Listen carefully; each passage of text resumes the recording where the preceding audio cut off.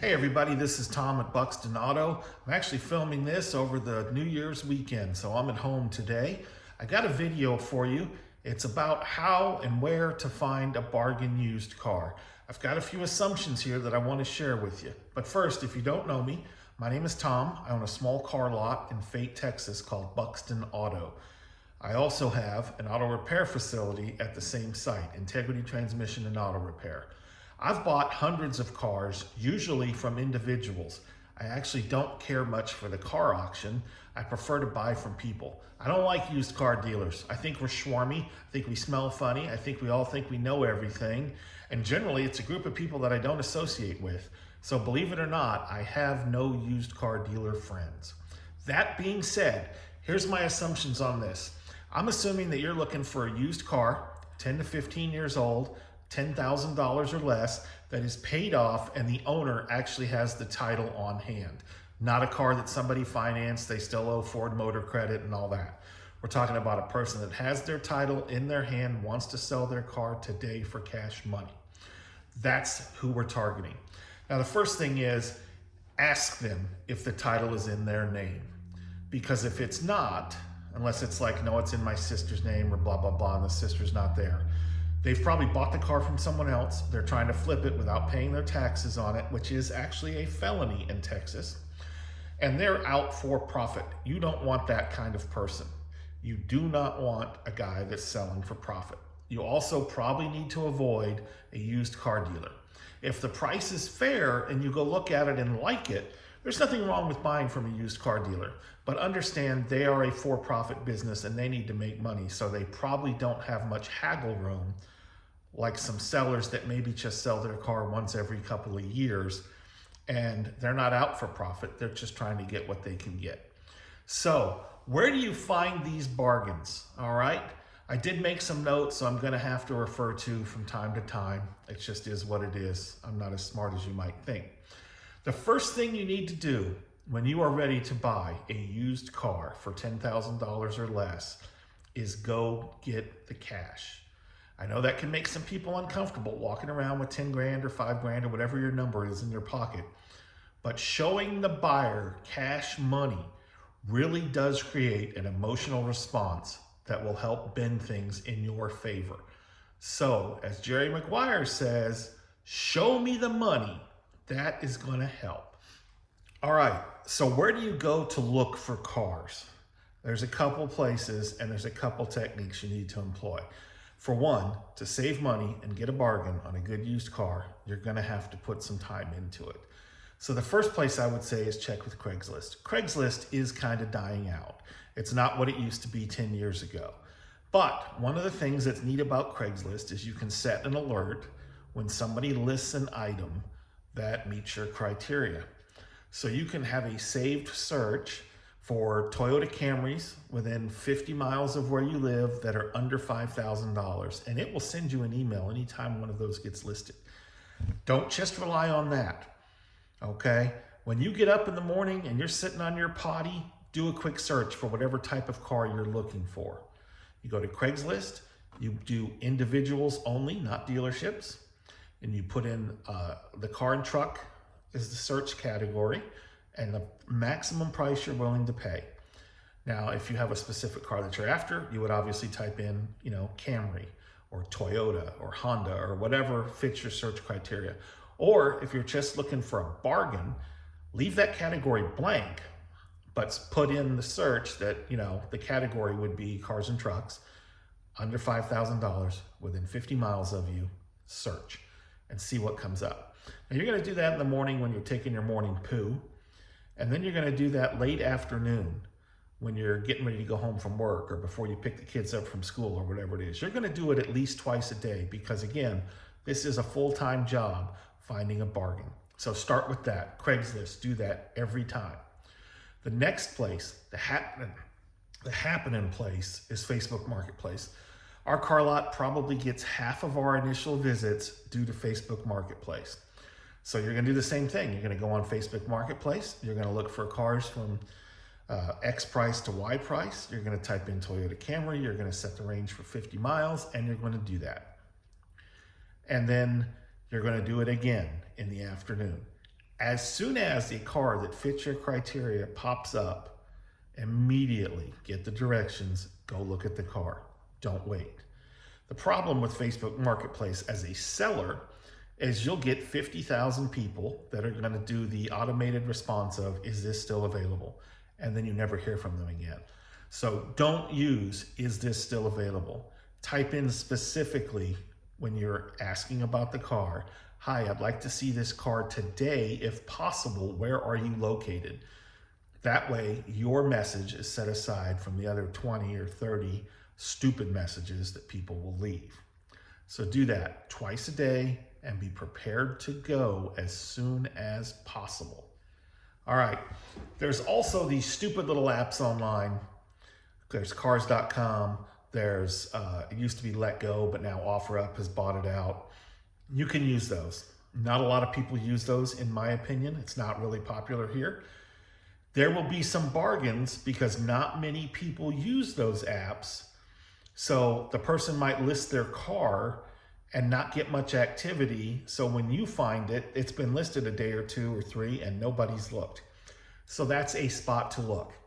Let me give you the caveat to what I think about these apps. How do you say this politely? It's ghetto people. It's ghetto people using these apps most of the time. It is scammers that take the same picture, post the car in 10 different places, and want you to send a deposit. However, there are deals to be had if you look there.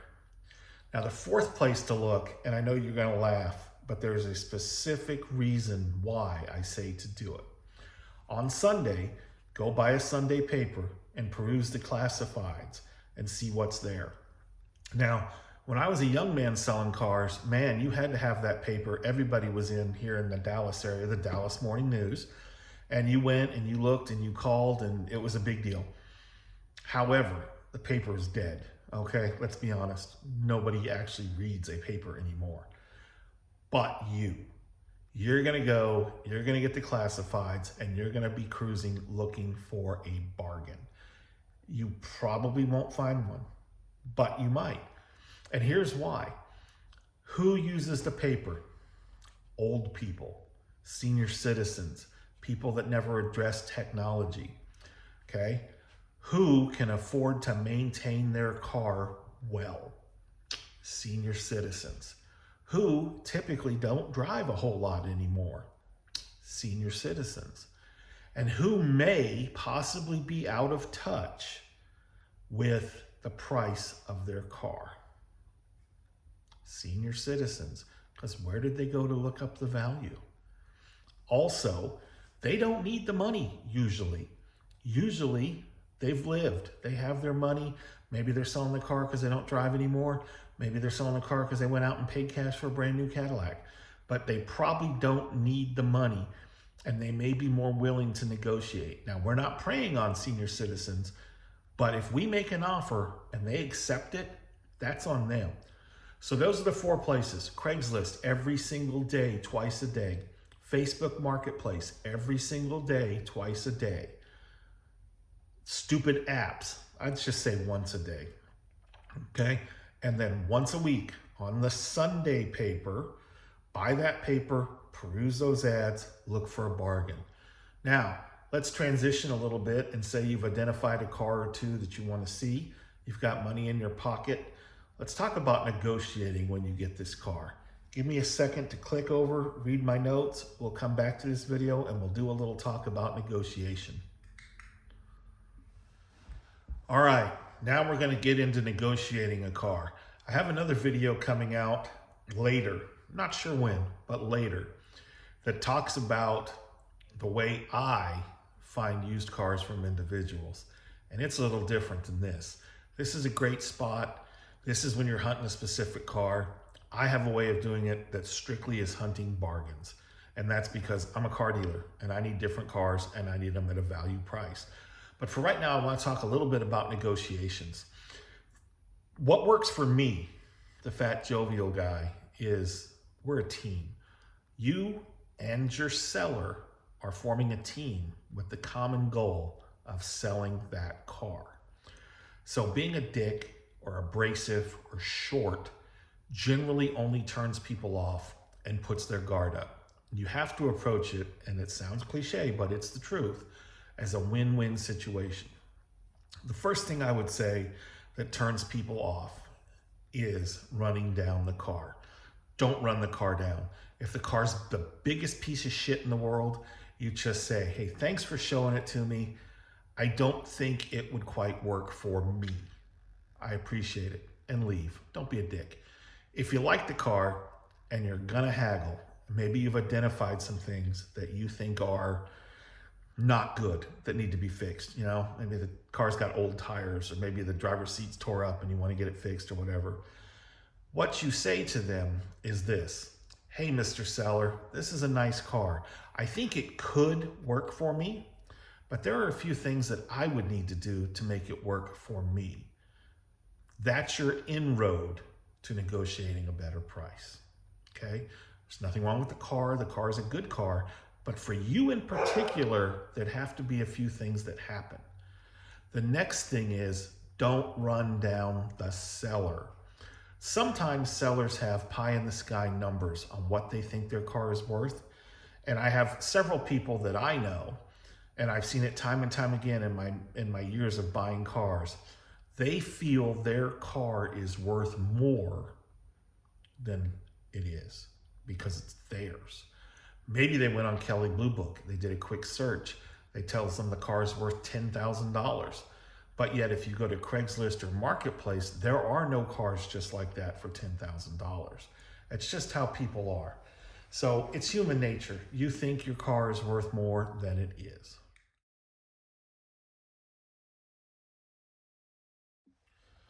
So let's say the seller goes, no, I'm pretty firm at 45. Say, I understand. And I think that's probably a fair price. I did notice that X, Y, and Z, whatever it is. Hey, the tires are kind of bald. I think that leads to maybe it needs a front end alignment and possibly some front end work. Or, hey, I looked at the date on these tires and they're about 5 years old and I know they're okay, but for my daughter, I would really want her to have a new set of tires. And that's why I'm having to offer a little bit less. Susie, little Billy, Jimmy, the wife, whatever. We really do like the car. We're not trying to beat you up. We're just, you know, we need to really be a good steward of our money. Is there any way you could do the 4,000? Seller will say, yes, I understand. Let me have your 4,000 that you're showing me in your hand. Or they'll say, no, I can't do that. Say, okay, I understand. How close to that could you come? And they may very well say, well, I'd have to have at least 42. Boom. You've got your car, you've saved $800 to go put the tires or to get the front end redone or whatever it is that you're wanting. If you don't ask, you don't get. Every seller knows there's going to be haggling. That is just part of the car selling process. Don't be a jerk. Don't be adversarial. Approach it as a friend with a common goal. How can we do this where you're happy and I'm happy? And by the way, even though you've had 10 other people message you, what's the less you take? Or message you 3,500 cash today. Here I stand with cash and I'd really like to have this car. And a lot of times you're gonna find out that it works. Okay. Here's my next one, and I use this all the time, and it works. Say the car, they wanted 5,000. You offered, you know, what could they do? They told you 45. You're at 4. You'd really like to pay 4,000 for this car, but you recognize that 4,500 is a good deal. You might say to them, hey, look, I'm really at 4. That's where my comfort level is. And I'd really like to have the car, and I'm not trying to run the car down. I think it's a fair price at 45, but to do these additional items that I would like to do, I'm gonna need some extra money. I really need to be at 4. I know you're at 45. And then say, I know this sounds crazy. Would you be willing to leave this to chance? Would you flip me for it? Let's just flip a coin. Heads, I get the car for 4,000.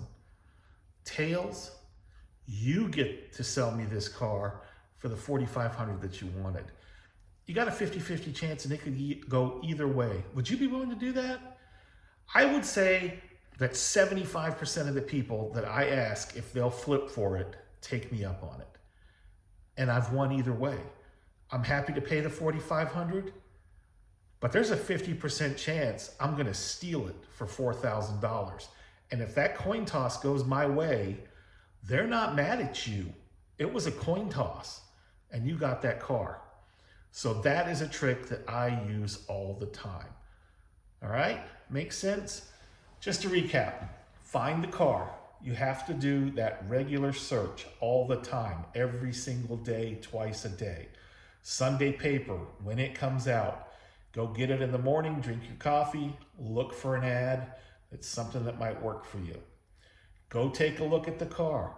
Have cash with you, okay? None of this, hey, what's your best price? Let's make a deal. I can go to the bank on Monday and get it. That doesn't impress people. That's a hypothetical conversation. When I have customers come into the car lot and they want to haggle, I will say, is this cash money right now, or is this a hypothetical conversation? If they don't have the cash, it's a hypothetical conversation and it doesn't interest me. But somebody shows up and goes, oh no, I have cash, I'll have a little more inclination to deal. And I'm a for-profit dealer. So a guy that's just selling his car that maybe hasn't sold a car in 3 years and doesn't need it for a profit, he sees that money, he's gonna be interested. All right, so that's the tip. Let me find the rest of my notes here. I think I've got this done. All right, so next video up is going to be, okay, well maybe not the next video. Soon we will have a video up about where Tom goes to look for cars and get a bargain and how I do it.